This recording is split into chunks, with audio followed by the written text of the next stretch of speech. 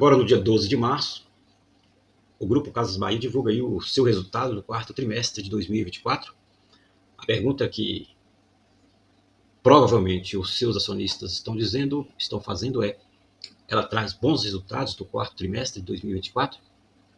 Será mais um trimestre com aumento aí do seu caixa, do seu fluxo de caixa, sua receita, seu operacional? Foi o que ela vem apresentando aí nos últimos trimestres. Então agora a pergunta é se ela vai manter, né, essa melhoria que ela já estava apresentando aí, e saindo daquela fase ruim, né, em que a cada trimestre ela apresentava aí um fluxo de caixa negativo. Então no terceiro trimestre ela já reverteu esse processo, né? Será que ela vai manter esse fluxo positivo? Então essa é a pergunta aí dos seus acionistas. E aqui a gente acrescenta, né? Após esse resultado, o que vai acontecer aí com as ações, né, do Grupo Casas Bahia, né? BIA3? Sobe ou vai cair mais ainda, se aproximando lá daqueles valores em que elas se encontravam antes do agrupamento das suas ações? Olhando aqui no Status Invest, a gente consegue perceber, ó, que o PVP, né, preço sobre o valor patrimonial dela, né, está de 0,10. Isso aqui, se fosse uma empresa sem dívida, ou que produzisse aí caixa suficiente para formar o lucro líquido positivo, seria uma empresa de graça, né? Porque aqui ela apresenta um desconto de 90%. Entretanto, quando a gente olha aqui o PL, ele é negativo, o que indica o PL, que é o preço, né, sobre o lucro. Se está negativo é porque ela está tendo prejuízo. Então, de nada vale aqui esse indicador, o PVP. Margem bruta dela está aqui em 30%, margem líquida, né, aqui de menos 6%, e o ROI aqui negativo também, o que indica aí que de fato ela é uma empresa que vem sempre dando prejuízo. Essa primeira linha, onde ela traz aqui o saldo de liquidez, né, onde ela totalizou aqui 3,1 bilhões de reais no terceiro trimestre, um acréscimo aí de 232 milhões de reais em comparação com o segundo trimestre de 2024. Uma coisa que ilustra aquele PVP de 0,10, né, é que quando a gente olha aqui o patrimônio líquido, né, do Grupo Casas Bahia, é um patrimônio aqui de 3,2 bilhões de reais, né? Valores mais exatos, né, indicado aqui pelo Status Invest, é de 3 bilhões 242 milhões de reais. E o seu valor de mercado, né, aquilo que o investidor está pagando por ela no mercado em relação a esse patrimônio, é de 329 milhões e 951 mil 880 reais. São esses valores que acaba retratando lá o PVP de 0,10.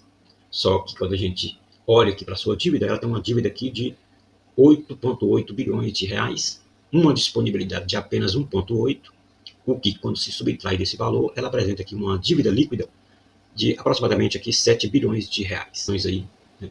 E o que demonstra aí é o porquê que a ação está em queda e porquê o seu PVP está naquele valor, que falsamente, né, indica um desconto. Então, relembrando aqui, né, dando uma olhada lá no seu resultado do terceiro trimestre de 2024, né, na primeira linha, né, ela traz aqui esse saldo de liquidez, né, onde ela apresenta aqui um saldo de 3,1 bilhões lá no terceiro trimestre, né, uma alta em relação ao segundo trimestre de 2024 de 232 milhões, né, apresentando aí uma melhoria no seu saldo de liquidez.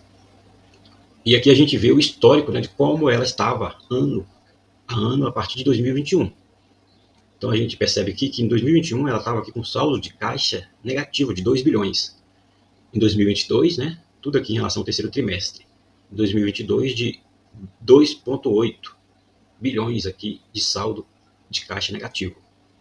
Já no terceiro trimestre, ela dá uma melhorada, mas continua negativo. Apresenta aqui 631 milhões de caixa. E ela só inverte, né, esse sinal, né, de prejuízo para um valor positivo aqui do seu saldo de caixa no terceiro trimestre de 2024, onde ela apresenta aqui 311 milhões de reais. Então, ao invés de ela apresentar prejuízo, ela apresentou aqui já um saldo positivo. E aqui é o cronograma da sua dívida, né, que ela tem para pagar aí até 2030. Então, quem acompanha o mercado sabe que o Grupo Casas Bahia apresentou aí aos seus credores, né, um acordo, né, extrajudicial, né, ou seja, diretamente com os credores, onde eles permitiram, né, o alongamento dessa dívida, né, e um congelamento durante um período para que o grupo, né, a empresa pudesse aí criar, produzir caixa, né, para poder pagar essas dívidas.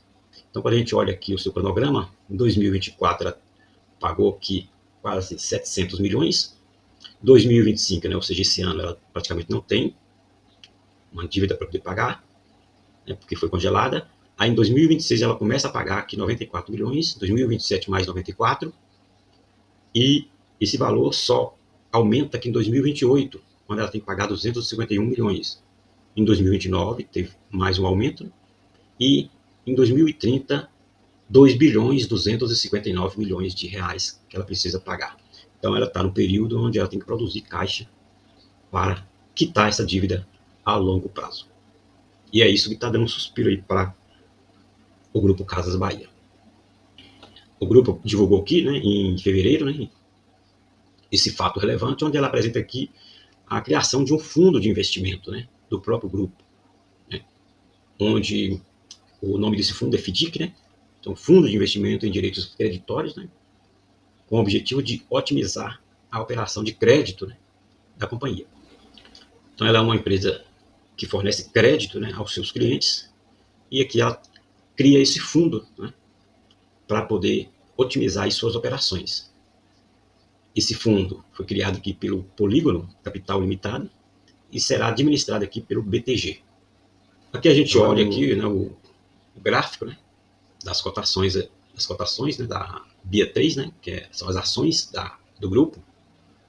Então depois dessa longa queda aqui, ó, depois que ela fez aí o agrupamento, que ela agrupou, e o valor das suas ações ficou lá em próximo de R$12,50, de lá para cá continuou a queda, bateu aqui aos 2,60, e nos últimos dois pregões aí ela fez aqui dois movimentos aqui bem interessantes. Esse último aqui, uma alta aí de 19,14% no dia. Nós sabemos aí que o Grupo Casas Bahia enfrenta um cenário desafiador, com um patrimônio líquido, né, de 3,2 bilhões de reais e um valor de mercado, né, de 330 milhões. Seu PVP é extremamente baixo, né, de 0,10, mas isso aí só indica que o mercado desvaloriza, né, significativamente seus ativos. Seu PL negativo de 0,21, né, reflete os prejuízos, né, e levanta preocupações. O maior problema, no entanto, é a sua dívida, né, que apesar de alongada, a empresa precisa pagar aí essa dívida a partir de 2026, né? Então são aproximadamente aí 7 bilhões de reais. O cenário macroeconômico e a concorrência intensa aí nesse setor, né, o varejo, complica. Então agora ela precisa reverter essa situação, né? Trabalhando aí no seu operacional, produzindo aí caixa trimestre a trimestre, e lá na frente ela reverter toda essa situação aí. Tudo bem? Então a gente fecha aqui o nosso vídeo e pedindo aí para você que não é inscrito no canal, que inscreva e nos ajude aí. Um abraço e até o próximo.